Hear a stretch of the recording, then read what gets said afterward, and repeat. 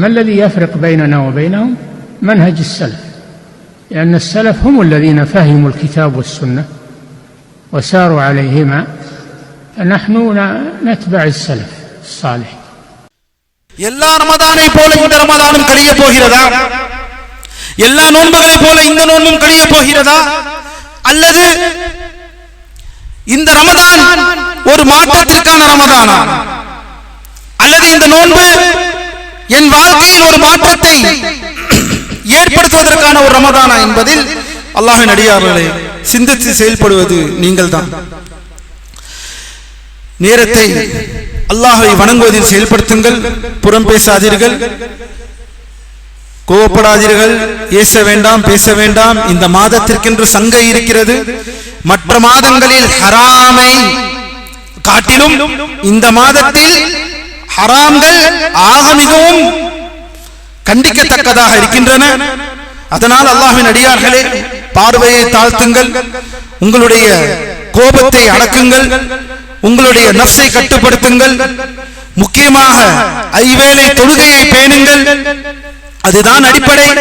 ரமதான் தொழுகை இல்லாத நோன்பா? தொழுகை இல்லாமல் நோன்பா? அல்லாஹ்வின் அடியார்களே இது அடிப்படை அல்ல. தொழுகை இல்லாமல் எவ்வாறு நோன்பு? இன்னும் சொல்கிறார்கள் உலமாக்கள், தொழுகையை விடுபவன் காஃபிர் என்றால் அவனுடைய நோன்பு எவ்வாறு ஏற்றுக்கொள்ளப்படும்? தொழுகையை விடுபவன் காஃபிர் என்று உலமாக்களின் ஃபத்வா. அப்படி என்றால் தொழுகையை விட்டவர் நோன்பை பிடிப்பதினால் அது எவ்வாறு ஏற்றுக்கொள்ளப்படும் என்று தெளிவாக உலமாக்கள் கேட்கிறார்கள். அல்லாஹ்வின் அடியார்களே, வாயை கட்டுவதல்ல இந்த நோன்பு. மனதை கட்டுப்படுத்தாதவன், நஃப்ஸை கட்டுப்படுத்தாதவன், தன் நாவை கட்டுப்படுத்தாதவன் தன் வாயையும் வயிற்றையும் கட்டுப்படுத்துவதினால் அல்லாஹ்விற்கு எந்த தேவையும் இல்லை என்பதை அல்லாஹ்வின் தூதர் ஸல்லல்லாஹு அலைஹி வஸல்லம் அவர்கள் குறிப்பிடுகிறார்கள். அல்லாஹ்வின் அடியார்களே, சிந்தித்து செயல்படுகிற மக்களாக அல்லாஹ் நம்மை ஆக்கி அருள் புரிவானாக. இந்த மார்க்க விஷயங்களில் நன்மையை அடையக்கூடிய மக்களாக அல்லாஹ் நம் அனைவர்களையும் ஆக்கி அருள் புரிவானாக. ரமதானில் குர்ஆனுக்கு முக்கியத்துவம் தாருங்கள். குர்ஆனை ஓதுவதை முன்னிலைப்படுத்துங்கள். முக்கியமாக இந்த மாதமாவது இரவிலே சென்று விட்டால் யூடியூபிலும் இன்ஸ்டாகிராமிலும் உங்களுடைய நேரத்தை கழிப்பதிலிருந்து முதலில் அதிலிருந்து வெளியே வாருங்கள். ஒன்று தூங்குங்கள் அல்லது ஓதுங்கள். இந்த இன்ஸ்டாகிராம், யூடியூப் போன்ற இந்த விஷயங்கள் நம்மை பாழாக்கிவிடும், நம்முடைய நியத்தை குரோதமாக்கிவிடும், நம் அமல்களை செய்வதிலிருந்து நம்மை தடுத்துவிடும். ஏனெனில் நன்றாக கவனியுங்கள், முதல் நாள் தான் இந்த வேகம் எல்லாம். அப்படியா?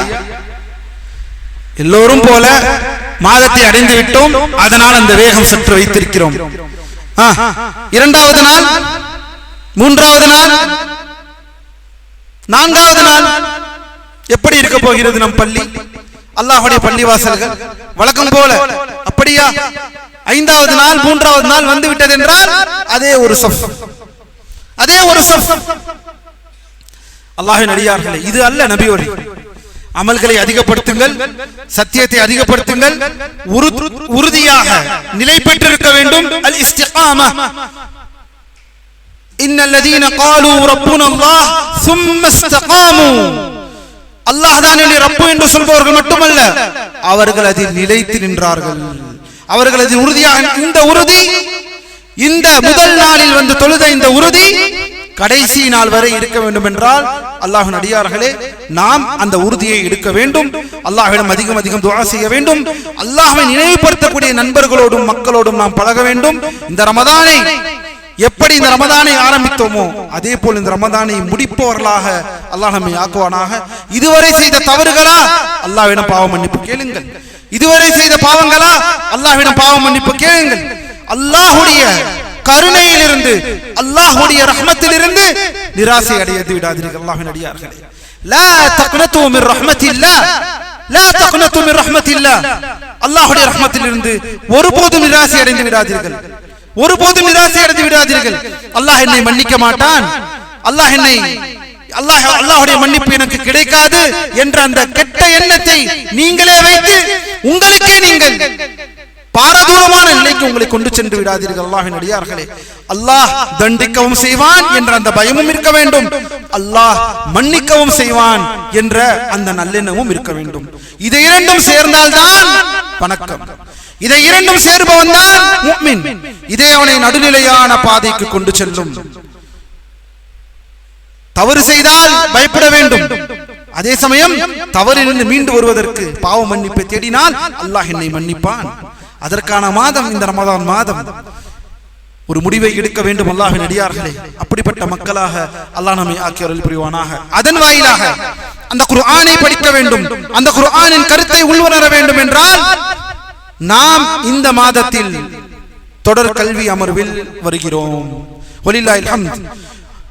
ஏறத்தாழ 1200 வருடத்திற்கு முன்னால் எழுதப்பட்ட ஒரு நூல், நபி வழி நின்ற இஸ்லாமிய கொள்கை ஷர்ஹ் சுன்னஹ் என்ற தாபியீன்கள் காலத்திற்கும் தபா தாபியீன்கள் காலத்திற்கு பின்னால் வந்த ஒரு அறிஞர் அவர்கள் எழுதின இந்த நூல். அன்று எது இஸ்லாமோ இன்றுதான் இஸ்லாம்.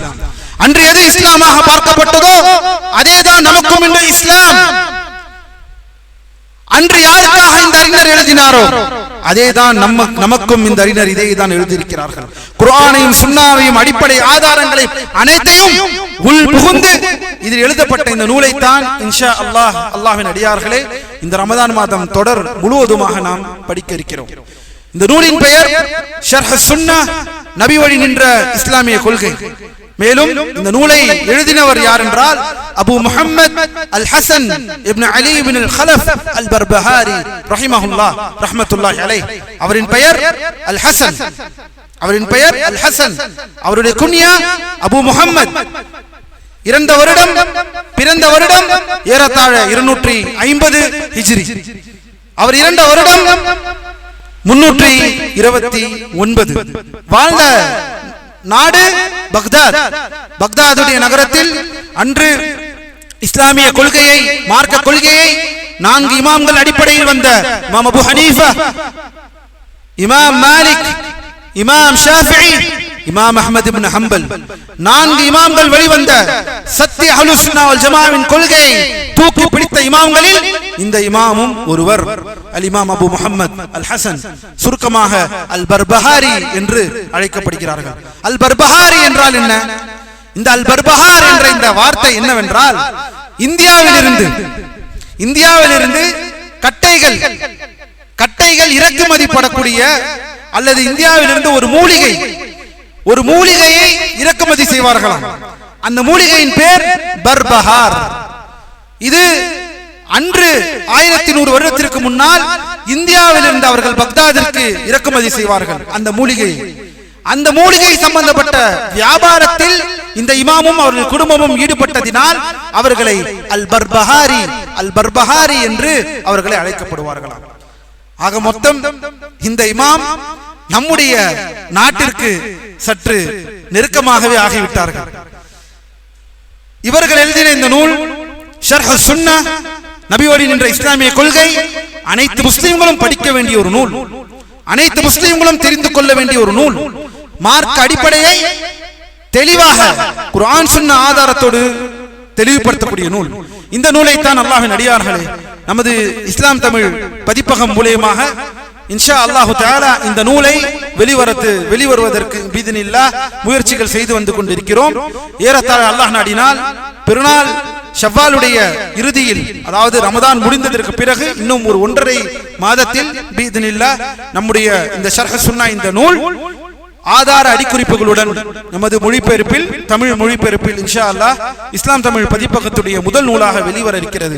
ஆயினும் நம்முடைய ரமதான் தொடர் வகுப்பிற்கு இந்த நூல் படிப்பதற்கு முடிவு செய்ததினால், குறிப்பிட்ட இந்த ரமதானில் அந்த நூலை வெளிக்கொண்டு வர முடியாத சில சூழ்நிலைகளால், அச்சிட வேலைகள் அதிகமாக இருப்பதினால் அதை நம்மால் வெளிக்கொண்டு வர முடியவில்லை. இருப்பினும் மக்களுக்கு பிரயோஜனமாக அடிக்குறிப்புகள் இல்லாமல் வெறுமன நூலாசிரியருடைய அந்த மூல நூலை மட்டும் தனியாக ஒரு நூலாக பிரதியிட்டிருக்கிறோம். இருப்பினும் அல்லாஹ்வின் அடியார்களே, அந்த நூல் தான் மூல நூல். அதில் தான் ஆதார அடிக்குறிப்புகள் அனைத்தும் செவ்வையாக கொடுக்கப்பட்டு பெரிய நூலாக வெளிவர இருக்கிறது இன்ஷா அல்லாஹ்.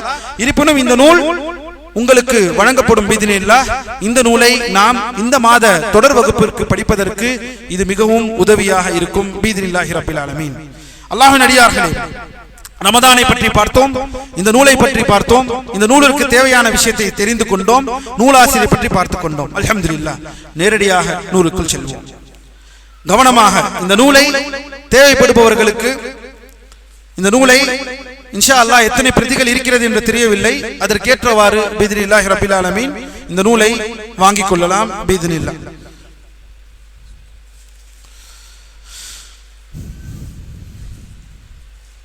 ஆண்கள் கொடுக்கட்டும், அப்புறம் பெண்கள்.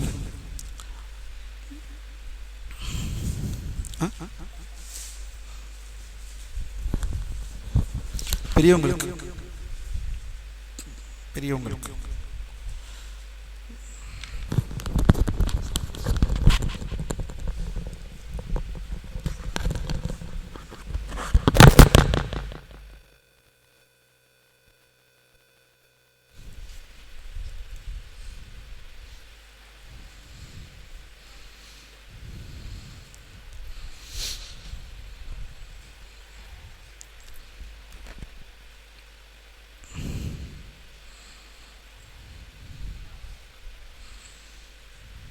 இங்கே கொடுக்க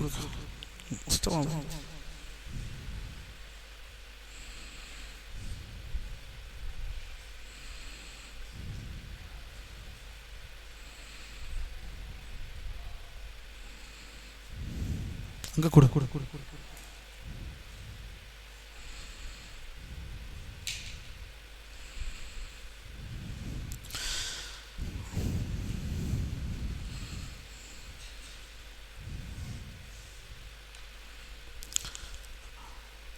அல்ஹம்துலில்லாஹ். அல்லாஹ்வின் அடியார்களே, உங்களிடம் நூல் கைகள் இருக்கிறது. வலில்லாஹில் ஹம்த். அல்லாஹ்வுடைய கிருபையை கொண்டு இன்ஷா அல்லாஹ் நேரம் மிகவும் குறைவாக இருக்கிறது. ஏனெனில் இன்று 8:40 தான் நாம் தொழுகையை தாமதமாக ஆரம்பித்தோம். எவ்வளவு நேரம் நமக்கு கிடைக்கிறதோ இந்த குறுகிய நேரம் இன்ஷா அல்லாஹ் இந்த நூலின் முதல் பகுதியை பார்ப்போம் பிஇذنில்லாஹி ரப்பில் ஆலமீன். பிஸ்மில்லாஹிர் ரஹ்மானிர் ரஹீம். இமாம் இவர்களை நாம் சுருக்கமாக அல் பர்பஹாரி என்று அழைப்போம். நமது இந்த நாட்டுடன் தொடர்பு உள்ளவராக இருக்கிறார், அதனால் அல் பர்பஹாரி என்று இவரை நாம் அழைப்போம் இன்ஷா அல்லாஹ். இமாம் பர்பஹாரி ரஹிமஹுல்லாஹ் ஆரம்பம் செய்கிறார்கள். அல்ஹம்துலில்லாஹில்லதி ஹதானா லில் இஸ்லாம் ومن علينا به واخرجنا في خير امه فنساله التوفيق لما يحبه ويرضى والحفظ مما يكره ويسخط. புகழ் அனைத்தும் அல்லாஹ்விற்கே உரியது. அவன் நம் அனைவரையும் இஸ்லாத்தின் பால் நேர்வழியில் செலுத்தி அதன் மூலம் நமக்கு அருள் புரிந்தான். மேலும் நம்மை சிறந்ததொரு சமுதாயமாக தேர்ந்தெடுத்தான். அவன் எவற்றை விரும்புகிறானோ மற்றும் எவற்றில் திருப்தி அடைகிறானோ அவற்றை செய்ய நமக்கு நற்பேறு புரியுமாறு அவனிடம் நான் வேண்டுகிறோம் என்று துவா செய்கிறார்கள். மேலும் அவன் எவற்றை வெறுக்கிறானோ மற்றும் எவற்றின் மீது கோபம் கொள்கிறானோ அவற்றிலிருந்து நம்மை பாதுகாக்கவும் அவனிடம் வேண்டுகிறோம் என்ற ஒரு முன்னுரையை, ஒரு துஆவை கூறிவிட்டு பின்னால் இந்த நூலை பற்றி ஆரம்பம் செய்கிறார்கள். அல்லாஹ்வின் அடியார்களே, இப்போது கவனியுங்கள். இந்த நூல் ஏறத்தாழ 1447 இருக்கக்கூடிய நாம் ஏறத்தாழ 280 ஹிஜ்ரிக்கு செல்கிறோம். 1100 1200 வருடங்கள் நாம் பின்னால் செல்கிறோம். அன்று எது இஸ்லாமோ அதுதான் இன்றும் இஸ்லாம். அதை நாம் மறந்துவிட வேண்டாம். முதல் விஷயத்திலே சொல்கிறார்கள், அறிந்து கொள்ளுங்கள், நிச்சயமாக இஸ்லாமே சுன்னாவாகும், நபி வழியாகும், சுன்னாவே இஸ்லாமாகும். இவ்விரண்டில் ஒன்றல்லாது மற்றொன்று நிலை பெறாது. என்ன சொல்கிறார்கள்? முதல் வரியிலேயே என்ன சொல்ல வருகிறார்கள் என்றால், இஸ்லாம் சுன்னா. சுன்னா என்றால் நபி வழி. நபி ஸல்லல்லாஹு அலைஹி வஸல்லம் அவர்களின் வழிமுறை. அவர்களின் வழிமுறை என்றால் எது? அவர்களின் ஒழுக்கங்களை பின்பற்றுவது மட்டுமா? அவர்களின் பழக்க வழக்கங்களை பின்பற்றுவது மட்டுமா? அல்ல. இங்கு நபி வழி என்றால் அல்லாஹ்வின் அடியார்களே அனைத்து விஷயங்களையும் அடங்கும். இங்கு வெறும் உபரியான வணக்கங்களை மட்டும் குறிக்கப்படவில்லை. நாம் சொல்வோம் அல்லவா, தொழுகையில் இது சுன்னத்து, தொழுகையில் இது சுன்னத்து, இது வாஜிப் என்று சொல்வோம். இந்த சுன்னத் என்ற இந்த நேரத்தில் ஃபிக்ஹ் சட்டங்களில் சுன்னத் என்று சொன்னால் கடமை இல்லாத விஷயத்தை சுன்னத் என்று சொல்வோம். ஆனால் இந்த இடத்தில் சுன்னத் என்ற அர்த்தம், சுன்னா என்ற அர்த்தம் நபி வழியின் வாழ்க்கை முழுவதும், கொள்கையில் ஆரம்பித்து வழிமுறைகள், அல்லாஹ்வின் தூதர் ஸல்லல்லாஹு அலைஹி வஸல்லம் அவர்கள் காட்டி தந்த கொள்கை, அவர்களின் வழிமுறை, ஹலால் ஹராம், அவர்களின் வாழ்க்கை அனைத்தும் சுன்னா, நபி வழி என்ற ஒற்றை வார்த்தைக்குள் அடங்கிவிடும் என்பதை மறந்துவிட வேண்டாம். இதுதான் இஸ்லாம். இந்த சுன்னா, இந்த நபி வழிதான் இஸ்லாம். இந்த இஸ்லாம் தான் நபி வழி. இந்த இரண்டில் ஒன்றல்லாது மற்றொன்று நிலை பெறாது. அப்படி என்றால் நமக்கு அல்லாஹ் தந்த இந்த மார்க்கமும் இந்த இஸ்லாமும் நபி வழியும், இந்த இரண்டும் ஒன்றாக இருந்தால்தான் ஒருவரின் இஸ்லாம் முழுமை பெறும். இதில் ஒன்றல்லாத மற்றொன்று இல்லை என்றால் அது நிலை பெறாது என்ற முதல் விஷயத்தை நூலாசிரியர் அவர்கள் இங்கே பதிவு செய்கிறார்கள். சரி, சுன்னா என்றால் என்ன? அடுத்ததாக செல்கிறார்கள். கவனியுங்கள், சுன்னத் என்றால் என்ன? இந்த சுன்னா என்ற வார்த்தைக்குரிய அர்த்தம் என்ன? அல்லாஹ்வின் அடியார்களே, சுன்னாவின் அங்கங்களில் ஒன்று இந்த சுன்னா என்று வந்துவிட்டால் ஜமாத்தை பற்றி பிடிப்பதாகும். அது என்ன ஜமாத்? இந்த சுன்னா என்று வந்துவிட்டால் ஜமாத்தை பற்றி பிடிப்பதாகும் என்று இமாம் பர்பஹாரி சொல்கிறார்கள். அல்லாஹ்வின் அடியார்களே, என்ன ஜமாத்? இன்று நமக்குள் 1000 ஜமாத்துகள் இருக்கிறது. அந்த ஜமாத்தா? அல்லாஹ்வின் அடியார்களே, சற்று சிந்தித்து பாருங்கள். இந்த இஸ்லாம் என்பது ஒரே ஒரு ஜமாத்தாகத்தான் இருந்தது. நம்முடைய மார்க்கம் அல்லாஹ்வையும் மறுமை நாளையும் ரசூலுல்லாஹி ஸல்லல்லாஹு அலைஹி வஸல்லமை ஈமான் கொண்டவர்கள் யாராக இருப்பினும் ஒற்றை ஜமாத்திற்குள் தான் இருக்க வேண்டும். இதுதான் அடிப்படை. இந்த பிரிதல், இந்த பிரிவினை, இது அனைத்தும் பித்அத், இது அனைத்தும் வழிகேடு, இது அனைத்தும் இஸ்லாத்தில் இல்லாத ஒரு விஷயம் என்பதைத்தான் மார்க்கம் அடிப்படை ஆதியிலிருந்து சொல்லி வரக்கூடிய விஷயம் இந்த அடிப்படையை தான். அல்லாஹ் திருமறையிலே சொல்கிறான், கவனியுங்கள், இன்னல்லதீன ஃபர்ரகு தீனஹும் வகானூ ஷியா லஸ்த மின்ஹும் ஃபீ ஷை. யாரெல்லாம் இந்த தீனை பிரித்து கூட்டம் கூட்டமாக, யாரெல்லாம் இந்த தீனை பிரித்து கூட்டம் கூட்டமாக உருவாக்கிக் கொள்கிறார்களோ அவர்கள் ஒன்றுமில்லாதவர்கள், அவர்கள் அசத்தியத்தில் இருப்பவர்கள் என்று திருமறை குர்ஆன் தெளிவுபடுத்துகிறது. இன்னல்லதீன ஃபர்ரகு தீனஹும் வகானூ ஷியா. இந்த தீனை பிரித்து கூட்டம் கூட்டமாக ஆக்கிக் கொள்வது மாபெரும் வழிகேடு என்பதை அல்லாஹ் தன் திருமறையிலே சூரத்துல் அன்ஆமிலே 159வது வசனம், நம்முடைய வகுப்பின் முதல் வசனத்திற்கு வருகிறோம். அல்லாஹ்வுடைய குர்ஆன் இறங்கின இந்த மாதத்தில் திருமறை குர்ஆனை படிக்கக்கூடிய வாய்ப்பை அல்லாஹ் நமக்கு இந்த வகுப்பின் மூலமாக வழங்கி இருக்கிறான். அல்லாஹ்வின் அடியார்களே, இந்த வசனம் கவனியுங்கள். சூரத்துல் அன்ஆமிலே 159வது வசனம். இதைத்தான் இங்கே சொல்கிறார்கள் நூலாசிரியர் அவர்கள். என்ன சொல்கிறார்கள்? யாரெல்லாம், இந்த சுன்னத் என்பது என்னவென்றால் ஜமாத்தை பற்றி பிடிப்பதாகும். எவர் ஜமாத்தின் மீது விருப்பம் இல்லாமல் அதிலிருந்து பிரிந்து செல்கிறாரோ, தனது கழுத்திலிருந்து இஸ்லாத்தின் வளையத்தை அகற்றிவிட்டார். அவர் வழிகட்டவர் மட்டுமின்றி பிறரையும் வழிகெடுக்க செய்கிறார். யார் இவர்? ஒற்றை ஜமாத்தாக இருந்த இந்த இஸ்லாம், இந்த முஸ்லிம்கள் எங்கே பிரிவினை ஏற்பட்டது? சரி, அப்படி பிரிவினை வந்ததற்கு பிறகு யாரிடம் திரும்ப வேண்டும்? யார் அடையாளப்படுத்தப்பட்ட ஜமா? இந்த அடிப்படை கேள்வி நமக்குள் வர வேண்டும். அல்லாஹ்வின் அடியார்களே, ஜமாத் என்ற வார்த்தை என்னவென்பதை புரிந்து கொள்ளுங்கள். ஷேக் இஸ்லாம் இப்னு தைமிய்யா ரஹிமஹுல்லாஹ் அவர்கள் ஜமாத் என்ற வார்த்தைக்கு விளக்கம் தருகிறார்கள்.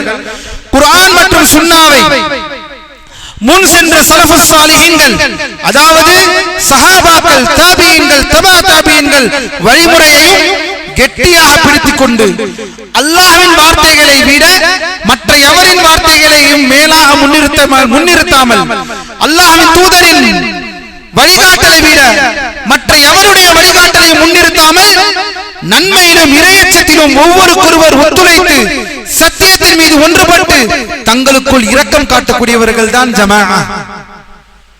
ஷேகுல் இஸ்லாம் இப்னு தைமிய்யா ரஹிமஹுல்லாஹ் அவர்கள் ஜமாஅத் என்ற வார்த்தைக்கு கொடுக்கக்கூடிய வரைவிலக்கணம்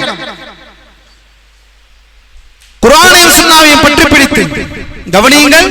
குர்ஆனையும் சுன்னாவையும் பற்றி பிடித்து முன் சென்ற சலஃபு சாலிஹீன்கள், சஹாபாக்கள், தாபீன்கள், தபா தாபீன்கள் இந்த வழிமுறையை பிடித்திருந்தால் நம்மிலே இத்துணை ஜமாஅத்துகள் இருந்திருக்காது, நம்மிலே இத்துணை கூட்டங்கள் இருந்திருக்காது. நம்மை அடையாளப்படுத்துவதற்கு ஒரு கூட்டம் அல்லாஹ்வின் தூதர் காட்டி தந்த அந்த அஹ்லுஸ் சுன்னத்தி வல் ஜமாஅத் என்ற அந்த ஒற்றை அடையாளம் போதுமானதாக இருந்திருக்கும். இன்று வரை நம் மீது கடமையாக இருக்கிறது அல்லாஹ்வின் அடியார்களே, எந்த ஜமாத்தை அல்லாஹ்வின் தூதர் தோற்றுவிட்டார்களோ அந்த ஜமாத்தின் பால் தான் நம்மை அடையாளப்படுத்த வேண்டுமே தவிர தனித்தனியாக கூட்டம் கூட்டமாக எனக்கென தத்தமது ஆளுக்கு தத்தமது ஜமாத்தும் ஜம்மியத்தும் என்று பிரிந்து பிரிந்து இருப்பதினால் தான் மார்க்கத்தில் அத்துணை விஷயத்திற்கும் தலையாய பிரச்சனையாக இருக்கிறது என்பதை மார்க்கம் தெளிவாக சொல்கிறது. அதனால்தான் நூலாசிரியர் தெளிவாக இந்த நூலின் முகப்பிலே இரண்டாவது விஷயத்தில் சொல்கிறார்கள், சுன்னாவின் அங்கங்களில் ஒன்று ஜமாத்தை பற்றி பிடிப்பதாகும். எவர் ஜமாத்தின் மீது விருப்பம் இல்லாமல் இந்த ஜமாத்தை விட்டு பிரிந்து செல்கிறாரோ, எனக்குன்னு ஒரு ஜமாத், நான் ஒரு கொள்கையை உருவாக்கினேன், அந்த கொள்கைக்கு ஒரு ஜமாத், நான் ஒரு இலக்கை உருவாக்கினேன், அந்த இலக்கிற்கு ஒரு ஜமாத், அதை பின்பற்ற ஒரு 50 பேர், அதை பின்பற்ற ஒரு 1000 பேர், அல்லது அதை பின்பற்ற ஒரு 500 பேர், இப்படி எத்துணை ஜமாத்துகள் நம்மை சுற்றி அல்லாஹ்வின் அடியார்கள். சரி, யார் சொல்வது சத்தியம்? எந்த ஜமாத் சொல்வது சத்தியம்? எது அளவுகோல்?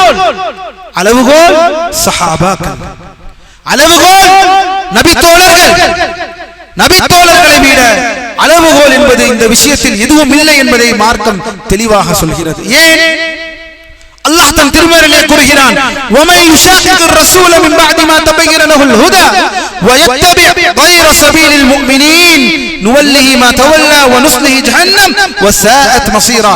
யார் இந்த நபியை விட்டு பிரிந்து சென்று, கவனியுங்கள், யார் இந்த நபியை விட்டு பிரிந்து சென்று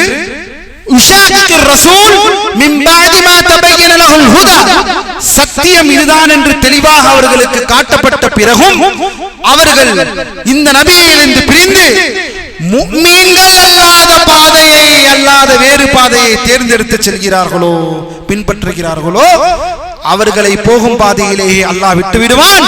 அவர்கள் செல்லும் சேர்ந்து விடும் பாதை நரகம் என்று அல்லாஹ் தன் திருமறையிலே கூறுகிறார்.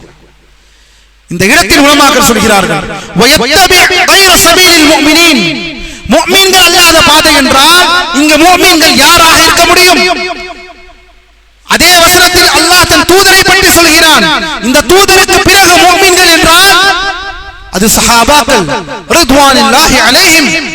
அந்த சஹாபாக்களை பின்பற்றாமல், அந்த முஃமின்கள் பாதையை பின்பற்றாமல் வேறு பாதையை பின்பற்றுபவர்களை அல்லாஹ் அவர்கள் செல்லக்கூடிய பாதையை நரக பாதையாக்கி வைக்கிறான் என்றால் சிந்தித்து செயல்படுவது நாம் அல்லவா அல்லாஹ்வின் அடியார்கள்?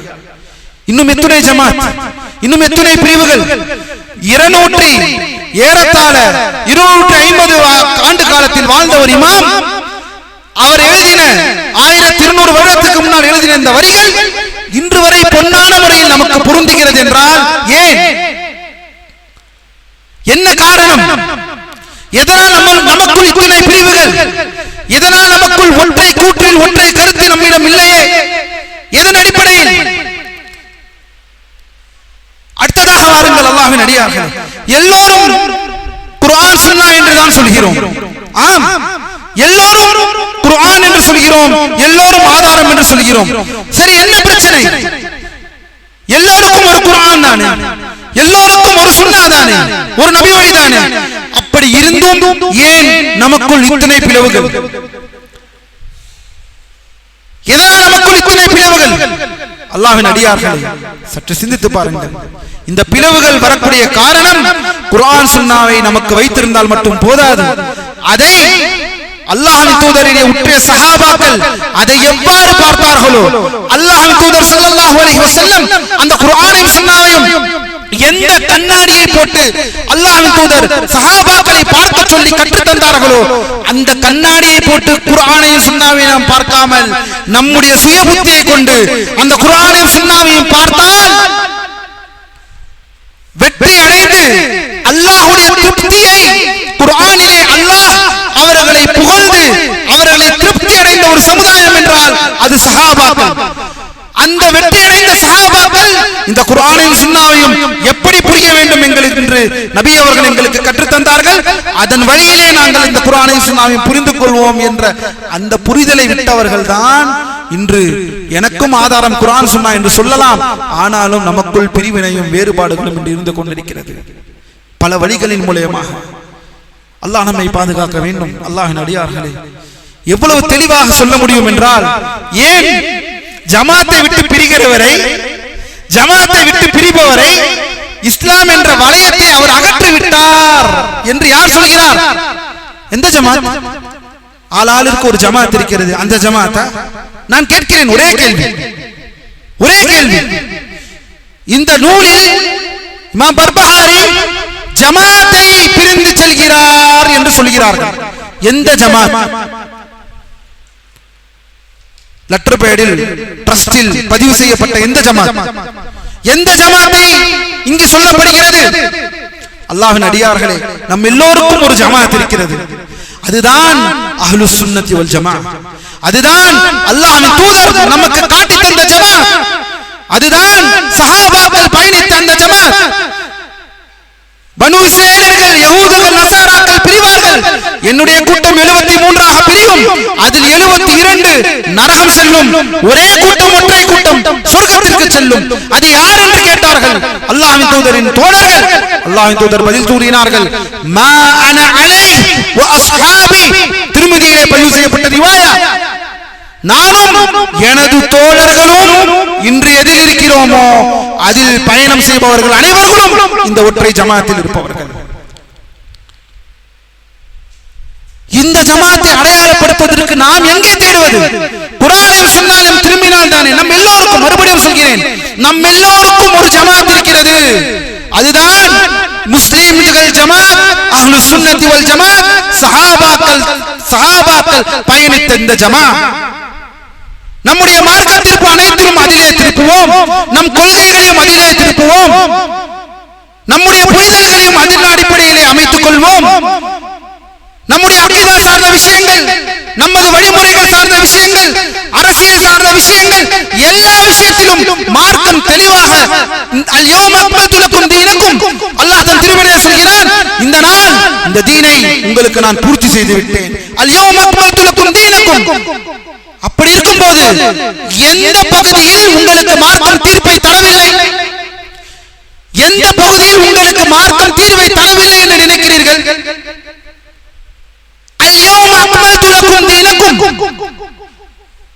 அல்லாஹ்வின் தூதருக்கு போதுமாக இருந்த அந்த மார்க்கம் உங்களுக்கு எந்த விஷயத்தில் உங்களுக்கு தீர்வை தரவில்லை? தீர்வு இருக்கின்றதை, தீர்வை நீங்கள் தேடாமல் நாமே நமக்குள்ளே ஜமாத்தாக உருவாகி எதை கண்டோம், எதை அனுபவித்தோம்? அல்லாஹ்வின் அடியார்களே, கொள்கையின் பால் ஒன்று திரண்டாமல் இந்த சமூகத்திற்கு வெற்றி கிடையாது. அந்த கொள்கை, அந்த அடிப்படையை தான் அடுத்த 3வது வரியில் பாருங்கள், என்ன சொல்கிறார்கள்? அந்த ஜமாத் என்பது யார் என்று தெரிந்து கொள்ள வேண்டாமா? இந்த ஜமாத்தை விட்டு பிரிகிறவர் அவர் இஸ்லாம் என்ற அந்த வளையத்தை அகற்றி விட்டார். சரி, அந்த ஜமாத் யார்? அந்த ஜமாத் கட்டி எழுப்பப்பட்ட அடிப்படை முஹம்மது நபி ஸல்லல்லாஹு அலைஹி வஸல்லம் அவர்களின் தோழர்களான சஹாபாக்கள் ஆவார். அல்லாஹ் அவர்கள் அனைவரின் மீதும் அருள் புரியட்டும். அவர்களே அஹ்லுஸ் சுன்னா வல் ஜமாத் ஆவார். ஒரு முஸ்லிம், ஒரு இமாம், 4 மதுஹபை சார்ந்து வந்த ஒரு இமாம் அவர்கள் இந்த இடத்திலே எழுதுகிறார்கள். அல்லாஹ்வின் அடியார்களே, நமக்கு எழுதுகிறார்கள். 1200 வருடத்திற்கு முன்னால் எழுதப்பட்ட இந்த நூலில் தெளிவாக எழுதுகிறார்கள், முஸ்லிம்களே, உங்களுக்கான ஜமா அல்லாஹ் அவர்களுக்கு அருள் புரியட்டும், அந்த சஹாபாக்கள் ஜமா. எனவே கவனிங்கள், அந்த 3வது வரியை படியுங்கள். எனவே எவர் அவர்களிடமிருந்து மார்க்கத்தை எடுத்துக்கொள்ளவில்லையோ அவர் நிச்சயமாக வழிகட்டு விட்டார். எவர் அந்த சஹாபாக்களிடமிருந்து மார்க்கத்தை எடுத்துக்கொள்ளவில்லையோ அவர் நிச்சயமாக வழிகெடுத்து விட்டார். அந்த சஹாபாக்கள் எடுத்திருந்தால் நாம் ஏன் கபரை வணங்கியிருக்க போகிறோம்? அந்த சஹாபாக்களிடமிருந்து எடுத்திருந்தால் நாம் ஏன் யா கௌஸ் யா மொஹிதீன் என்று அழைத்திருக்க போகிறோம்? அந்த சஹாபாக்களிடமிருந்து எடுத்திருந்தால் நாம் ஏன் அல்லாஹ்வின் அடியார்களே அல்லாஹ்விற்கு இணை வைக்கிறோம்? நாம் ஏன் மௌலிதுகளை ஓதுகிறோம்? நாம் ஏன் பிதத்துகளை செய்கிறோம்? நாம் ஏன் அல்லாஹ் தடுத்ததை செய்கிறோம்? நாம் ஏன் அல்லாஹ் தூதர் தடுத்ததை செய்கிறோம்? நாம் ஏன் மார்க்கத்தை திரும்பி பார்க்காமல் அரசியல் ரீதியான விஷயங்களை அல்லாஹ்வின் தூதர் நமக்கு எவ்வாறு அணுக கற்றுத் தந்தார்களோ அதை நாம் கற்றுத்தராமல் அந்த விஷயத்தின் பால் அணுகாமல் தவறான வழிமுறைகள் அணுகுகிறோம்? அந்த சஹாபாக்கள் வழியில் பால் நின்றிருந்தால் இத்துணை விஷயங்களை தடுத்திருக்க முடியும் என்பதுதான் வரலாற்று ரீதியாக நூற்றாண்டுகளாக உலமாக்கள் சொல்லி வருகிறார்கள். அல்லாஹ்வின் அடியார்களே, இந்த ஜமாத்துகளும் ஜம்மியத்துகளும் உண்மையில் முஸ்லிம்களுக்கு நன்மையை பாய்த்து விட்டதா அல்லது பிரிவினை இன்னும் அதிகப்படுத்தி விட்டதா என்றால் உலமாக்கள் சொல்கிறார்கள் பிரிவினையை தான் அதிகப்படுத்தினது. கொள்கை ரீதியாகவும் சரி, மன்ஹஜ் ரீதியாகவும் சரி, வழிமுறை ரீதியாகவும் சரி, எல்லா வகையான ரீதியாகவும் முஸ்லிம்களை சிந்திக்க வைக்காமல் ஒரு ஒற்றை ஜமாத்தாக இருக்க விடாமல் நம்மை தடுப்பதே இந்த கட்சிகளும் இந்த ஜமாத்துகளும் இந்த ஜம்மியத்துகளும் இந்த குழுக்களும் தான். நம்மை ஒற்றை பாதையில் பயணிக்க தடுப்பது ஆளால் இருக்க ஏற்படுத்திக் கொண்ட இந்த கட்சிகளும் ஜமாத்துகளும் ஜம்மியத்துகளும் தான் என்பதை இந்த சமூகம் எப்போது உணரப் போகிறது? எப்போது அதில் வெற்றி இருக்கிறது என்பதை உணரப் போகிறது? சஹாபாக்கள் வழியில் பால் திரும்ப வேண்டும் என்ற அந்த ஒற்றை கோட்டில் எப்போது நாம் வழிவகுக்கப் போகிறோம்? அல்லாஹ்வின் தூதர் அங்கீகரித்த அந்த ஒரு கூட்டம் அந்த சஹாபாக்கள் தான். அல்லாஹ் திருப்தி கொண்ட அல்லாஹ் அங்கீகரித்த ஒரு கூட்டம் அந்த சஹாபாக்கள். அவர்கள் எவ்வாறு கொள்கை அணுகினார்களோ அவ்வாறு தானே நாமும் அணுகியிருக்க வேண்டும்.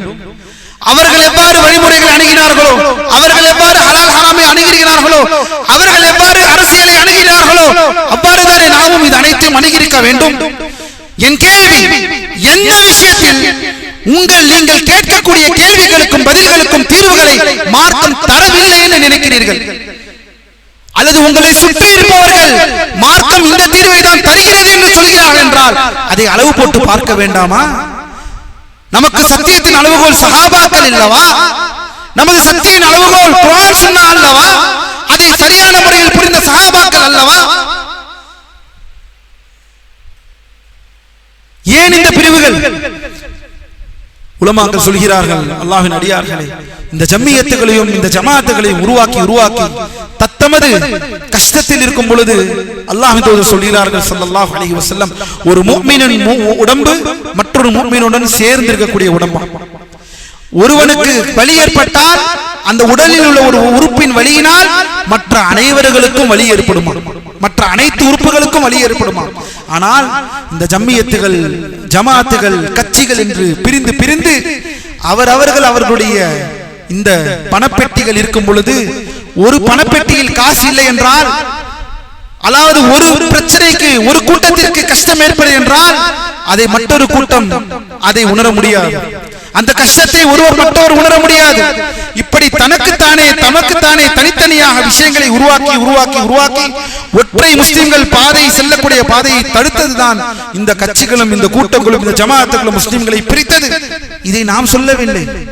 நமக்கு முன்னால் முஸ்லிம்கள் அல்லாதவர்கள் கேட்கக்கூடிய முதல் கேள்வி இந்த ஒரு கேள்வி, நீங்கள் ஏன் இவ்வாறு பிரிந்து இருக்கிறீர்கள்? நாம் என்ன சொல்வது? மார்க்கம் அப்படி இல்லை, எங்களுக்கு குர்ஆனும் சுன்னாவும் எங்களுக்கு அவ்வாறு சொல்லவில்லை, எங்கள் எல்லோரையும் ஒற்றுமையாகத்தான் இருக்க சொல்கிறது, எங்களை ஒற்றை கோட்டில் தான் பயணிக்க சொல்கிறது. எங்களுடைய இமாம்கள், எடுத்துக்காட்டாக 329 மரணித்த இமாம் பர்பஹாரி என்ற இந்த இமாம், இவர் முதற்கொண்டு இந்த நூலிலே இந்த 3வது வரியிலே நீங்கள் ஜமாத்தோடு தான் இருக்க வேண்டும், எல்லா முஸ்லிம்களுக்கும் ஒரு ஜமாத், சத்தியத்தை பின்பற்ற வேண்டும், அதற்கு அளவுகோல் சஹாபாக்கள், அந்த சஹாபாக்கள் வழியில் பால் நம்முடைய மார்க்க விஷயங்கள் அனைத்தும் ஒன்றாக இருக்கிறதா என்பதை பார்த்துக் கொள்ளுங்கள் என்று இந்த நூல்களிலும் கூட சொல்லிதான் இருக்கிறார்கள். ஆனால் செயல்படுத்தத்தான் நம் எண்ணம் வருவதில்லை. அல்லாஹ்வின் அடியார்களே, அதை செயல்படுத்தத்தான் நம் எண்ணம் வருவதில்லை. ஏன் எண்ணம் வருவதில்லை? ஏனெனில் குர்ஆன் சுன்னா என்று சொன்னால் போதாது. அல்லாஹ்விற்கு இணை வைப்பவனும் குர்ஆன் என்று தான் சொல்கிறான். அல்லாஹ்விற்கு அல்லாஹ் அல்லாதவர் அழைத்து பிரார்த்தனை செய்பவனும் குர்ஆன் ஹதீஸ் என்று சொல்கிறார்கள். அவர்கள் என்ன குர்ஆன் ஹதீஸ் இல்லை என்று சொல்பவர்களா? உலமாக்கள் இங்கேதான் விளக்கம் அளிக்கிறார்கள். குர்ஆன் ஹதீஸ் தான். ஆனால் அந்த குர்ஆனையும் ஹதீஸையும் எவ்வாறு நீங்கள் புரிய வேண்டுமோ அந்த புரிதலில் இல்லாமல் புரிவதுதான் இங்கு வழிகேடு.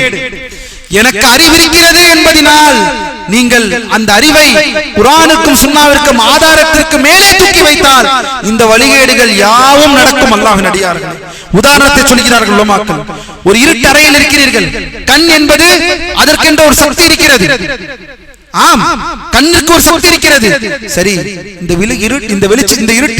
இந்த அறையில் இருக்கக்கூடிய அனைத்து வெளிச்சங்களும் ஆஃப் செய்யப்பட்டு விட்டது என்றால் அந்த கண்ணிற்கு அந்த சக்தி வருமா? அதே போலத்தான் அறிவிருந்தால் மட்டும் பத்தாது. அந்த அறிவை கொண்டு அனைத்தையும் நீங்கள் விளங்கிட முடியாது. குர்ஆன் சுன்னா என்ற அந்த ஒளி, குர்ஆன் சுன்னா என்ற அந்த ஒளி மேலோங்கி இருக்க வேண்டும் ஒருவரின் அறிவை.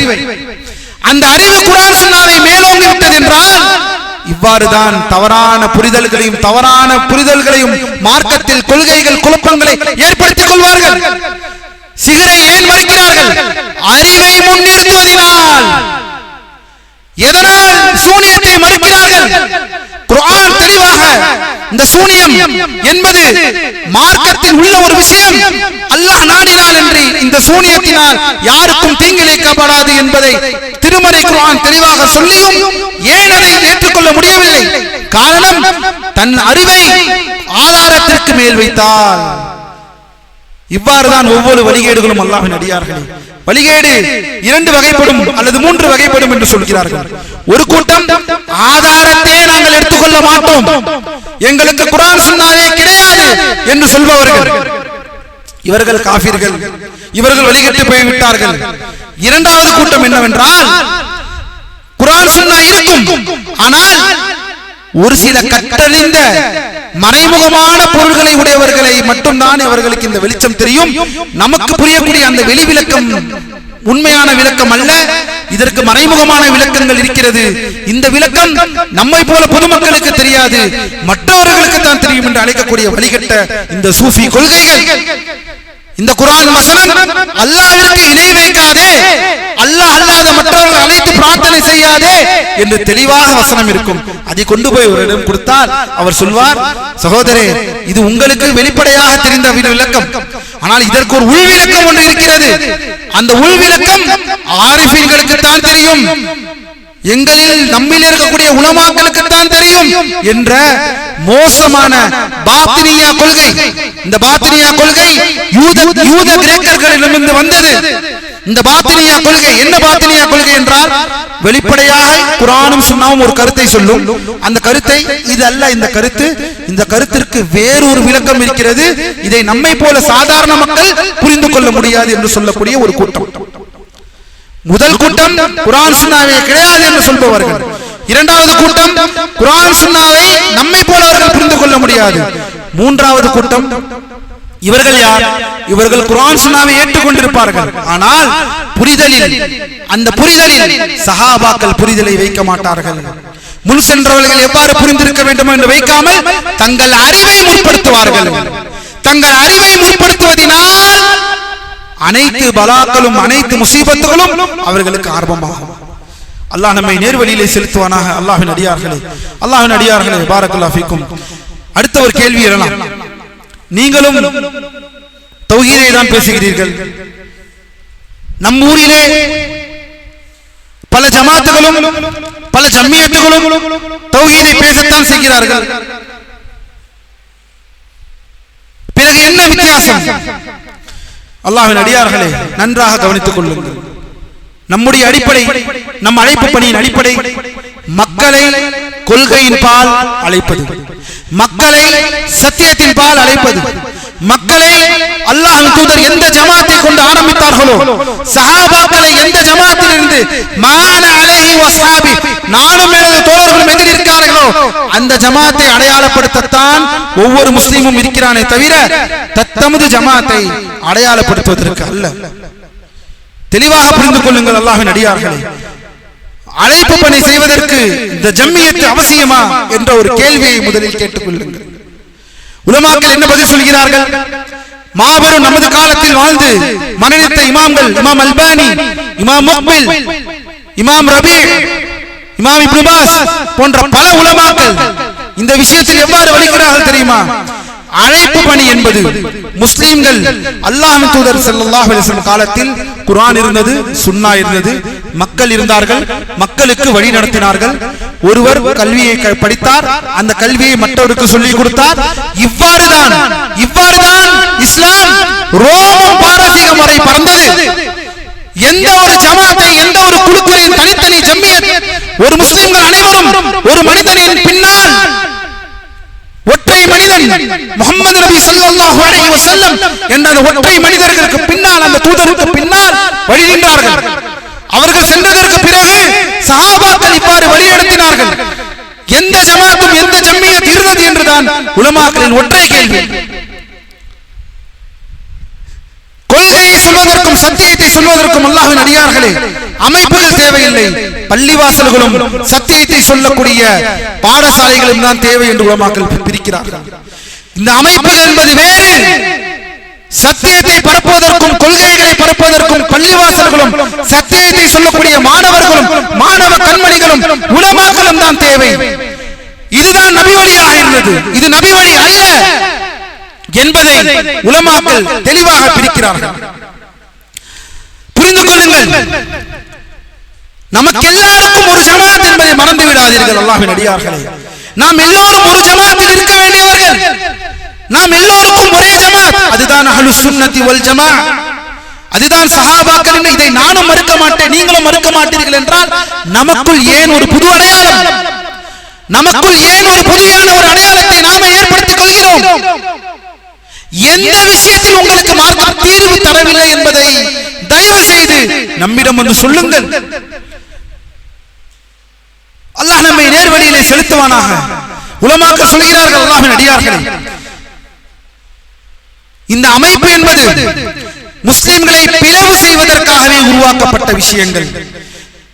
இந்த அமைப்புகளால் முஸ்லிம்களுக்கு நன்மையை விட தீமையை தான் அதிகமாக காட்டியது.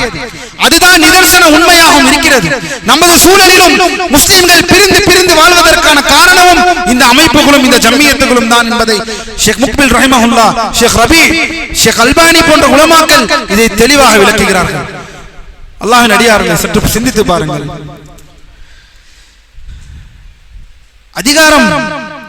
அதிகாரம் என்பது இன்று எவ்வாறு போய்விட்டது என்றால், மாணவர்கள் இன்று மக்களை நேர்வழிப்படுத்த வேண்டிய இடத்தில் இருந்து அப்புறப்படுத்தப்பட்டு செல்வந்தர்களும் பணக்காரர்களும் இன்று அந்த பதவியிலும் அந்த படித்தரத்திலும் இருக்கிறார்கள் என்றால் காரணம் இந்த ஜம்மியத்துகள், இந்த குழுக்கள், இந்த கட்சிகள். மறுபடியும் சொல்கிறோம், ஒரு ஜமாத்தை குறிப்பிட்டோ ஒரு ஜம்மியத்தை குறிப்பிட்டு பேசுவதற்காக நாம் இங்கு இல்லை. நாம் எல்லோரும் சேர்ந்து ஒரே கோட்டில் பயணிக்க வேண்டும் என்ற அந்த உயரிய நோக்கத்தில் இன்று நாம் பேசிக் கொண்டிருக்கிறோம் என்பதை மறந்து விடாதீர்கள். எத்துணை சூழல்கள். கல்வி இருப்பவர்கள் அப்புறப்படுத்தப்படுகிறார்கள். எதற்கு அப்படி என்றால், கல்வி படிப்பவர்கள் எதற்கு? குர்ஆன் ஓத. அப்படியா? உங்களுக்கு பள்ளிவாசலை கழுவி விடுவதற்கும், குர்ஆனை ஓதுவதற்கும், கணக்கு வழக்கு எழுதுவதற்கும், யார் காசு தருகிறார்கள், யார் காசை கொடுக்கிறார்கள் என்ற இந்த கணக்கு வழக்கு புத்தகத்தை பராமரிப்பதற்கும் தான் இன்று மாணவர்கள் பயன்படுத்தப்படுகிறார்கள். அப்படிப்பட்ட சூழலை கொண்டு வந்தது யார்? குர்ஆனையும் ஹதீஸையும் கற்றறிந்து உலமாக்களும் கல்வி படித்த ஒரு மாணவன் இந்த அமைப்புகளினால், இந்த அமைப்புகளின் செல்வந்தர்களினால், அரசியல்வாதிகளினால் அப்புறப்படுத்தப்பட்டவர்களாக, வஞ்சிக்கப்பட்டவர்களாக இன்று இருக்கக்கூடிய காரணம் யார்? இந்த அமைப்புகள்.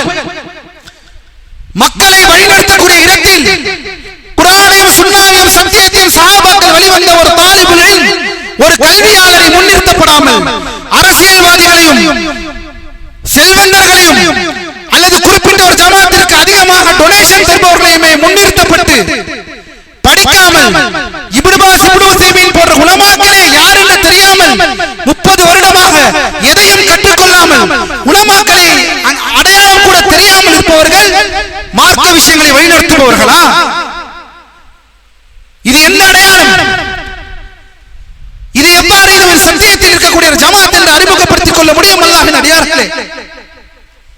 இந்த ஒற்றை ஜமாத் என்பது என்ன என்பதை புரிந்து கொள்ள வேண்டாமா? உலமாக்கள் இதை தான் உபதேசம் செய்கிறார்கள்.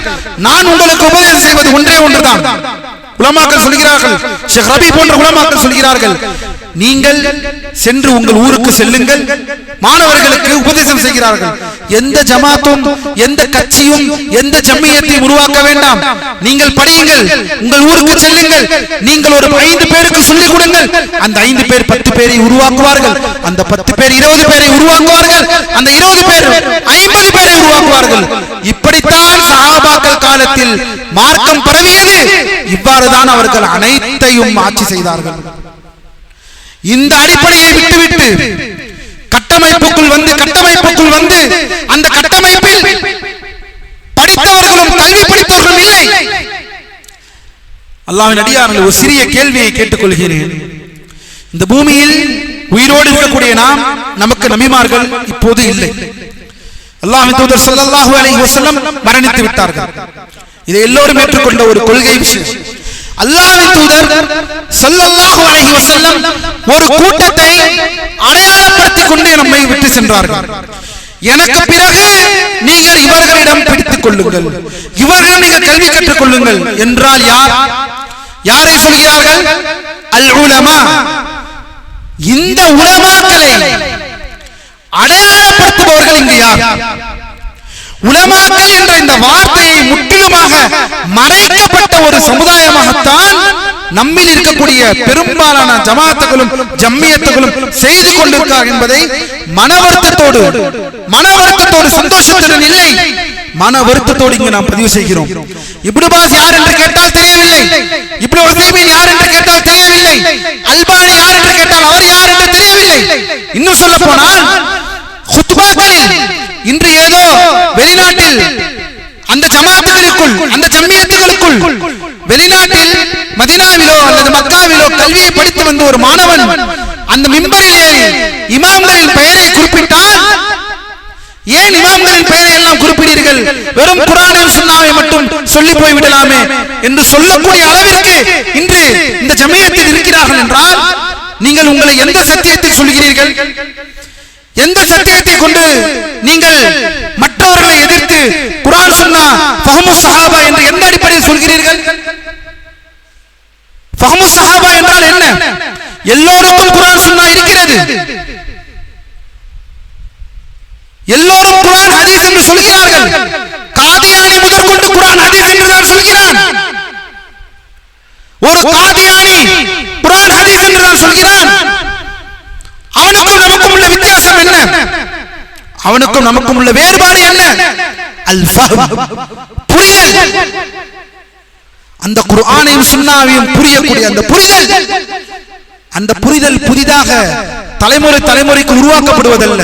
அந்த புரிதல் ஏற்கனவே நிறுவப்பட்ட ஒரு புரிதல். அந்த புரிதலை பின்பற்றினால் போதும், அல்ஹம்துலில்லாஹ். யாரை முன்னிறுத்த பார்க்கிறீர்கள்? அமைப்புகள் இருக்கக்கூடிய தலைவர்கள், பதவியில் இருக்கக்கூடிய தலைவர்கள் தான் ஒரு ஜமாத்திற்கு முன்னுரைப்படுத்த வேண்டும் என்றால் இது என்ன வழிகேடு?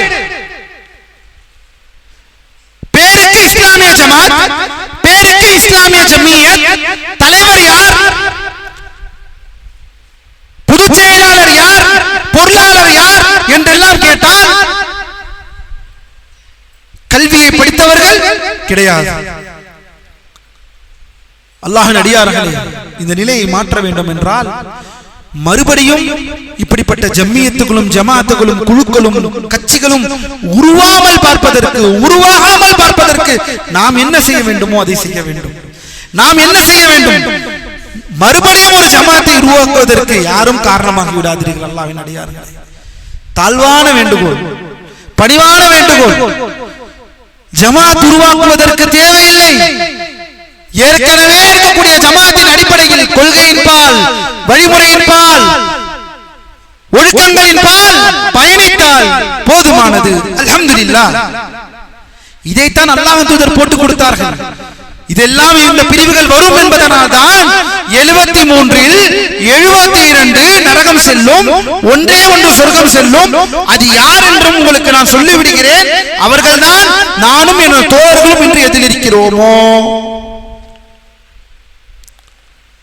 சற்று சிந்தித்து பாருங்கள். நாம் இருக்கக்கூடிய ஜமாத்துகள் ஜம்மியத்துகள் ஆளாருக்கு குழு குழுவாக எதை அனுபவித்தோம்? அல்லாஹ்வின் அடியார்களே, எதை அனுபவித்தோம்? அல்லாஹ் நம்மை நேர்வழியிலே செலுத்துவானா? ஜமாத்தில் இருக்கிறோம், ஜம்மியத்தில் இருக்கிறோம். முஸ்லிம் ஆட்சியாளர்களை எவ்வாறு அணுக வேண்டும் தெரியவில்லை. ஒரு பொதுமகன் ஒரு சாதாரண ஒரு பொதுமகன் கோபத்தின் வெளிப்பாட்டிலோ கல்வி அறிவு தெரியாமல் முஸ்லிம் ஆட்சியாளர்களை ஏசுவார், பேசுவார்.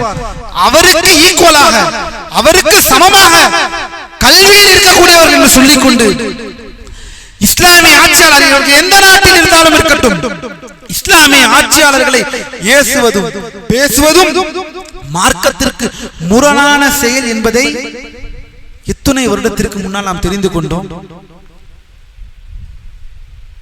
எத்தனை வருடத்திற்கு முன்னால் தெரிந்து கொண்டோம்? அல்லது என்னிடம் வந்து சொன்னீர்களே, 6 மாதத்திற்கு முன்னால் ஒரு கட்டுரை எழுதினீர்கள், அந்த கட்டுரையின் மூலம் தான் தெரிந்து கொண்டேன் முஸ்லிம் ஆட்சியாளர்களை நாம் பேசக்கூடாது என்று. 30 வருடத்திற்கு முன்னால் என்ன அழைப்பு பணி நமக்கு வந்தது?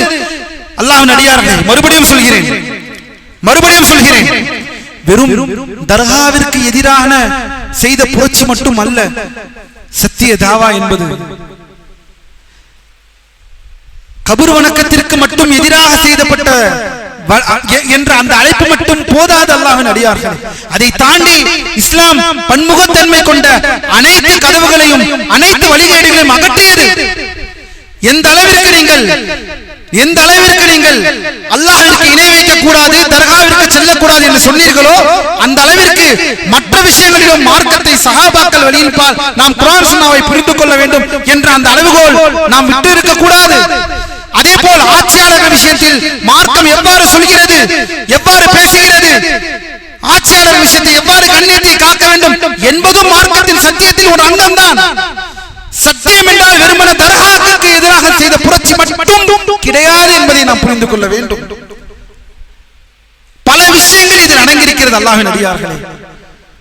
வியாபாரத்தில் ஹலால் ஹராம், எது வட்டி இல்லை,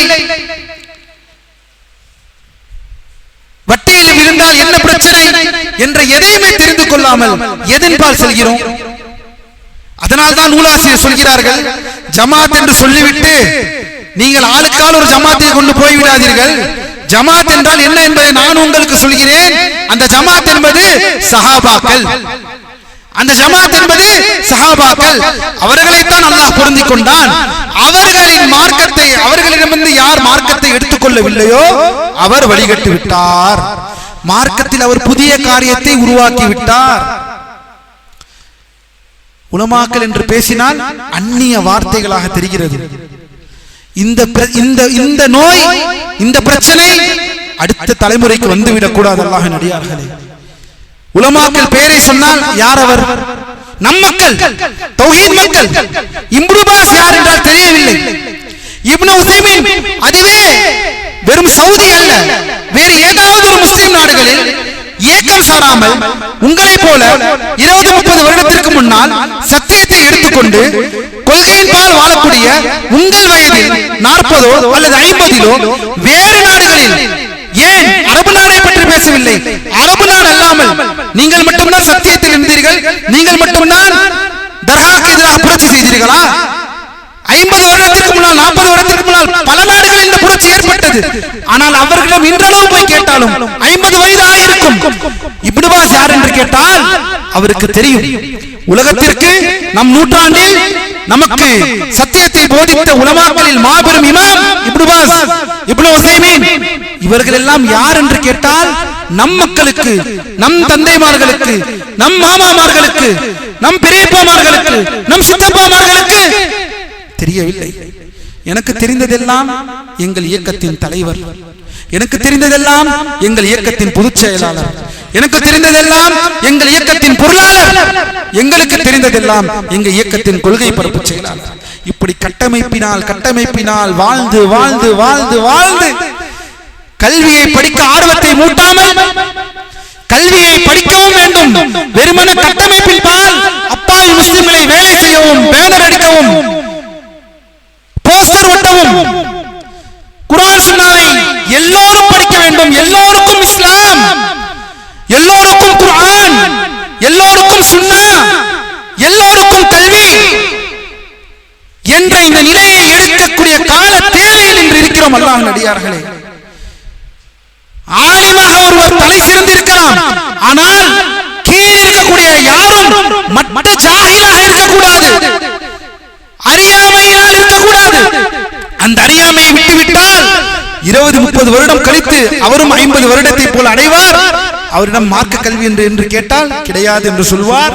கட்டமைப்பில் இருக்கக்கூடிய தலைவர்களை மட்டும் காட்டுவார். இது அவர்களை சொல்லி குத்தம் அல்ல. அல்லாஹ்வின் அடியார்களே, நம் தந்தைமார்கள் நம் பெரியப்பாமார்களை சொல்லி குத்தம் அல்ல. யார் படித்து வருகிறார்களோ எல்லார் மாணவர்களுக்கும் நாம் சொல்லக்கூடிய உபதேசம், மதீனாவிலும் மக்காவிலும் இஸ்லாமிய நாடுகளில் மார்க்க கல்வியை சத்தியத்தில் படிக்கக்கூடிய ஒவ்வொரு மாணவர்களும் புரிந்து கொள்ள வேண்டிய விஷயம், உங்களை நீங்கள் திரும்பி உங்கள் ஊருக்கு வந்தால் புதிதாக இன்னொரு ஜமாத்திற்கு வழிவகுக்காதீர்கள். மக்களை குர்ஆனின் சுன்னாவிற்கும் சத்திய சலஃபு சாலிஹீன்களின் பாதையில், சஹாபாக்கள் பாதையில் எல்லோரும் சேர்ந்து வாழ முடியும்.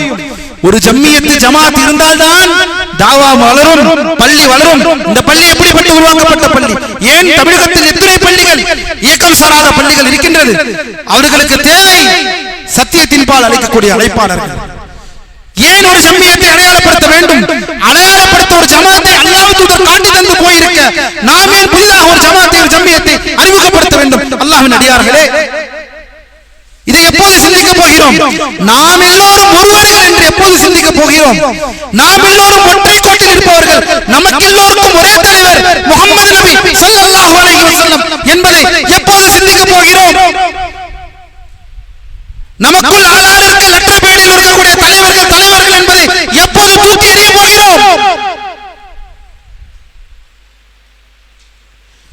எப்போது அந்த மாணவியை உற்ற தலைவராக, உண்மையான தலைவராக எப்போது ஏற்றுக்கொள்ள போகிறோம்? அல்லாஹ் நம்மை நேர்வழியிலே செலுத்துவானாக. அல்லாஹ்வின் அடியார்களே, கொள்கை விஷயங்களில் இருந்து, வழிமுறை விஷயங்களில் இருந்து எப்படி நடந்து கொள்ள வேண்டும், அஹ்லாக், ஆதாப், ஒழுக்கம், எல்லா விஷயத்திலும் மார்க்கம் தெளிவாக, இந்த மார்க்கத்தை உங்களுக்கு நான் பூர்த்தி செய்து விட்டேன் என்று அல்லாஹ் சொல்கிறான். கட்டமைப்பிலிருந்து வெளியே வாருங்கள் அல்லாஹ்வின் அடியார்களே. கட்டமைப்பு மனிதனை மழுங்கடிக்க செய்து முஸ்லிம்களை கல்வியின் பால் மேலேத்தாமல் அந்த தலைமுறையை அப்படியே கீழேயே வைத்து வைத்து வைத்து வைத்து அவர்களை கல்வியின் பால் உருவாக்காமல், கல்வியின் பால் மேலே ஏற்றாமல் என்ன ஆகிவிடும்? சத்தியத்தை படிக்காமல் ஆகிவிடுவார்கள்.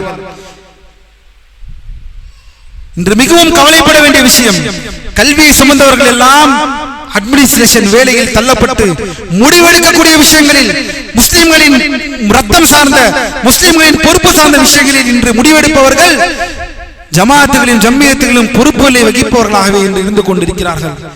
எந்த குர்ஆன் சுன்னாவை படித்தார்கள்? ஆளாளுக்கு நமக்கு தலைவர் தலைவர் என்று சொல்லிக்கொண்டு முஸ்லிம்களுடைய பிரதிநிதி என்று சொல்பவர்கள் எந்த குர்ஆன் சுன்னாவை படித்தார்கள்? அல்லது தாங்கள் எடுக்கக்கூடிய முடிவிற்கு எந்த குர்ஆன் சுன்னாவின் ஆதாரத்தை தருகிறார்கள்? ஓட்டு கேட்க போகும் பொழுது பொட்டை தலையில் வைத்துக் கொள்வதற்கு எந்த குர்ஆன் சுன்னா ஆதாரத்தை காமிப்பார்கள்?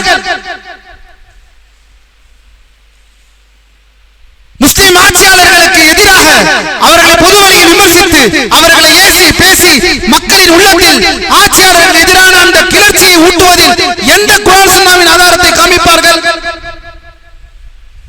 அல்லாஹ்வின் தூதர் சொல்கிறார்கள், ஒற்றுமை என்பது அவ்வளவு முக்கியமான ஒரு விஷயம் என்பதில் அல்லாஹ்வின் தூதர் மார்க்க விஷயத்தில் ஆட்சியாளருக்கு கட்டுப்படுவது கடமை. ஆட்சியாளர்களுக்கு கட்டுப்படாமல் ஒருவர் மரணிக்கக்கூடிய மரணம், அவர் ஜாஹிலியா மரணத்திலே மரணிக்கிறார். யா அல்லாஹ்வின் தூதரே, என்னுடைய மாலை எனக்கு அவர் அநீதியிலே தலம், அவருக்கு நான் கட்டுப்பட வேண்டுமா? வ இன் அஹத மாலக் வ தரப உனக, உன் கழுத்தை வெட்டினாலும் சரி, உனக்கு அநீதி இழைத்து உன் அநீதியின் பால் உன்னை சொத்தை அபகரித்தாலும் சரி, அவருக்கு நீ கட்டுப்பட வேண்டும் என்று அல்லாஹ்வின் தூதர் ஸல்லல்லாஹு அலைஹி வஸல்லம் சொல்கிறார்கள். எப்போது கட்டுப்பட மாட்டோம்? அவர் நம்மை மார்க்க விஷயத்திற்கு முரணாக நமக்கு கட்டளையிட்டார்கள் என்றால் அப்போது நாம் அவருக்கு கட்டுப்பட மாட்டோம். ஆனால் எக்காரணத்திலும் ஒரு ஆட்சியாளருக்கு எதிராக விமர்சனம் செய்வது நமது நபி வழி அல்ல, சஹாபாக்களின் வழி அல்ல. இதை சொன்னால் இதெல்லாம் புதிதாக இருக்கிறது எங்களுக்கு. எங்களுடைய ஜமாத்திலும் எங்கள் ஜம்மியத்திலும் எங்களுக்கு இதை சொல்லித் தரவில்லை. அல்லாஹ்வின் அடியார்களே, ஆதாரத்தின் பால் திரும்பக்கூடிய சமூகமாக அல்லாஹ் நம்மை ஆக்குவானாக. அடுத்த தலைமுறை நாம் ஒரு 10 வருடம் 20 வருடம் கழித்தால் 40, 50, 60 என்ற வயதை அடைந்து விடுவோம்.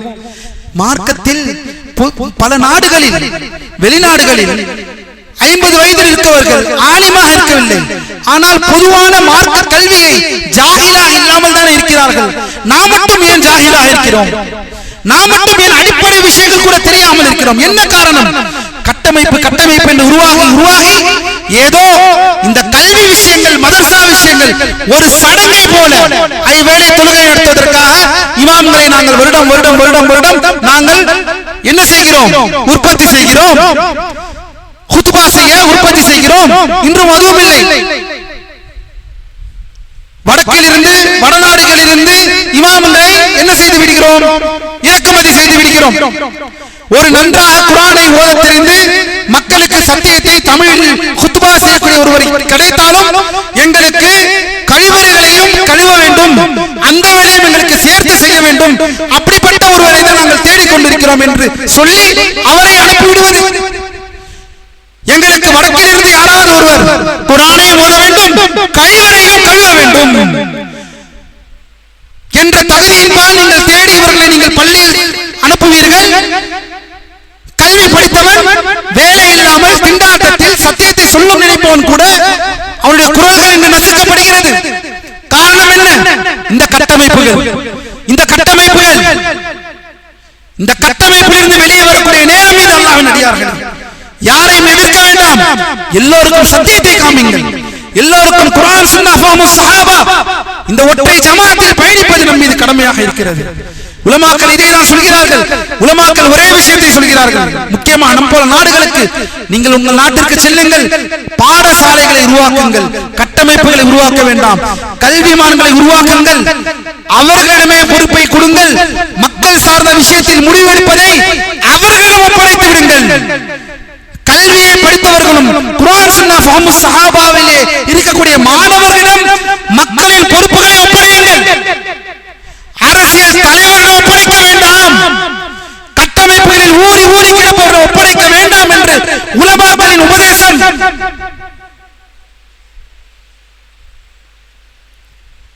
அப்படி இல்லை என்றால் படித்து, அரபி மொழியை படித்து, குர்ஆனை விளங்கி, குர்ஆனை மனனம் செய்து வரக்கூடிய நம்மை போன்றவர்கள், படித்து வரக்கூடிய மாணவர்கள் வெறுமன சடங்குக்காக, சடங்கு அலங்கரிப்புக்காகவே அவர்கள் நிற்க வைக்கப்படுகிறார்கள். பின்னர் எப்படி ஒரு ஜமாத், ஒரு ஜம்மியத் சத்தியத்தின் பால் அவர்கள் ஊண்டெடுத்து செல்ல முடியும்? அல்லாஹ் நம்மை நேர்வழியிலே செலுத்துவானாக. அல்லாஹ்வின் அடியார்களே, அல்லாஹ் நம்மை நேர்வழியிலே செலுத்துவானாக. சஹாபாக்கள் வழியின் பால் அல்லாஹ் நம்மை திருப்புவானாக.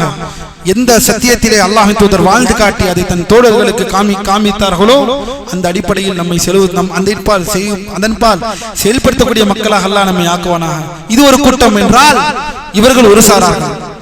சஹாபாக்களை பின்பற்றலாமா? சஹாபாக்களை பின்பற்றுவது வழிகேடு. சஹாபாக்களை ஏற்றுக்கொண்டால் நாம் வழிகேட்டிலே போய்விடுவோம். சஹாபாக்களை பின்பற்றினால் நபிமார்களை எப்படி பின்பற்றுவது என்ற போன்ற அடிப்படை விஷயங்களை தெரியாமல் மக்களை குழப்பக்கூடியவர்கள் பெரும்பாலானவர்களில் சில பேர் இன்று இருந்து கொண்டிருக்கிறார்கள். சஹாபாக்களை பின்பற்றி என்றால் அந்த இலக்கணம் கூட என்னவென்று தெரியவில்லை. பின்பற்றுதல் என்றாலே நபி அல்லாஹ்வை நாம் பின்பற்றி விட்டோம், இறை நிராகரிப்புக்கு சென்று விட்டோம் என்பது போல இவர்கள் மக்களை ஏமாற்றிக் கொண்டிருக்கிறார்கள். அல்லாஹ் சூரத்து நிசாவிலே சொல்கிறான், வயத்தபி கைர சபீலில் முஃமினீன், முஃமின்கள் அல்லாத பாதையை பின்பற்றுபவர்கள். இங்கு அல்லாஹ் பின்பற்றுபவர்கள் என்று சொல்கிறான். அப்படி என்றால் அல்லாஹ் இங்கு நபியை விட்டுவிட்டு முஃமின்கள் அல்லாத முஃமின்கள் பாதையை பின்பற்ற சொல்கிறான் என்று சண்டை போடுவீர்களா?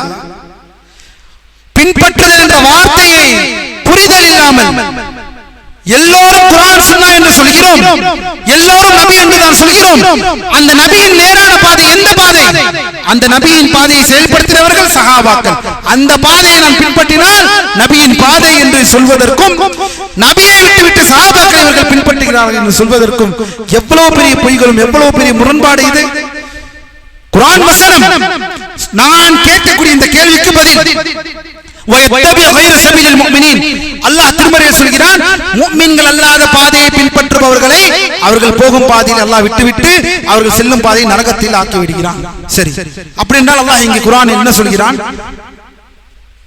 முஃமின்களின் பாதையை பின்பற்ற சொல்கிறான். சரி, இங்கு அப்படி என்றால் முஃமின்கள் என்ற பாதை இருக்கிறது, ரசூலுல்லாஹ் பாதையை விட சொல்கிறானா? இங்கு இதை யாராவது சொல்வோமா? இந்த அடிப்படையை யாராவது உணர்வோமா? அல்லாஹ் இங்கு நபியின் பாதையை விட்டுவிட்டு முஃமின்களுடைய பாதையை பின்பற்றுங்கள் என்று சொல்வீர்களா? அல்லது அதுதான் நாம் சொல்கிறோம், கண்கள் இருந்தால் மட்டும் போதாது பார்ப்பதற்கு. அல்லாஹ்வின் அடியார்களே, அந்த கண்களில் இருட்டில் இருந்தால் வெளிச்சம் வேண்டும். அப்போதுதான் அந்த கண் சரியான முறையில் பார்ப்போம். அந்த வெளிச்சம் தான் குர்ஆன் சுன்னா. அறிவை குர்ஆன் சுன்னாவுக்கு மேலே வைத்து விட்டோம் என்றால் இந்த பிரச்சனைகள் வரும். அதனால்தான் எல்லோரும் குர்ஆன் சுன்னா என்று சொல்கிறோம், ஆனால் நமக்குள் பிரிவு பிளவு. அல்லாஹ் நம்மை நேர்வழியிலே செலுத்துவானாக. அல்லாஹ்வின் அடியார்களே, அல்ஹம்துலில்லாஹ், அல்லாஹ் நம்மை வலில்லாஹில் ஹம்த் முக்கியமான 3 விஷயங்களை பார்த்திருக்கிறோம். வலில்லாஹில் ஹம்த். அல்லாஹ் நாடினால் அடுத்தடுத்த வகுப்புகளில் பிஇذنில்லாஹி ரப்பில் ஆலமீன் தொடர்ந்து இந்த நூலை பார்க்கக்கூடிய, இந்த நூலை பயிலக்கூடிய ஒரு அடிப்படையை அல்லாஹ் நமக்கு ஆக்கிய நல்ல புரிவானாக. அல்லாஹ்வின் அடியார்களே, பாரக்கல்லாஹு ஃபீக்கும். எப்படி இந்த ஈமான் இந்த முதல் நாளில் இருந்ததோ அதே போல் கடைசி நாள் வரை இந்த ஈமான் இருக்க வேண்டும். ஏனெனில் ஈமான் ஏறும், ஈமான் கூடும், ஈமான் குறையும். நல்ல அமல்கள் செய்தீர்கள் என்றால் ஈமான் கூடும், நல்லவர்களோடு பழகினீர்கள் என்றால் ஈமான் கூடும். நல்லவர்கள் இல்லாமல் இப்போது முடிந்து விட்டது, வெளியிலே செல்கிறோம், நம் ஈமானை பாதுகாக்கக்கூடியவர்கள் சேர்ந்து விட்டீர்கள் என்றால் அல்லாஹ் நாடினால் நாளை வரமாட்டீர்கள்.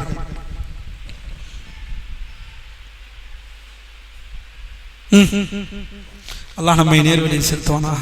அப்படிப்பட்ட மக்கள் இல்லை நாம்.